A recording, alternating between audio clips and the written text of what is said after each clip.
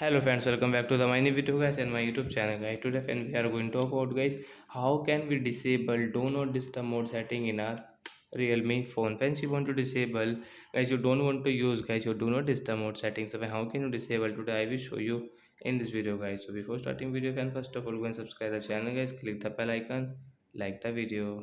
So open your phone setting guys and guys scroll it.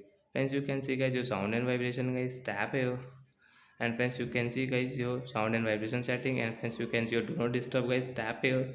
Friends, you want to disable, friends you can disable from this right side.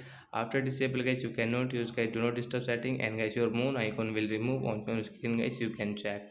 So like that guys, you can remove this moon icon on your screen and you can disable your do not disturb mode setting in your Realme mobile. So that's it guys, thanks for watching the video guys. I hope friends you have understood how to disable do not disturb mode setting. So bye bye friend, before going please go and like the video, subscribe the channel. Thanks for watching the video.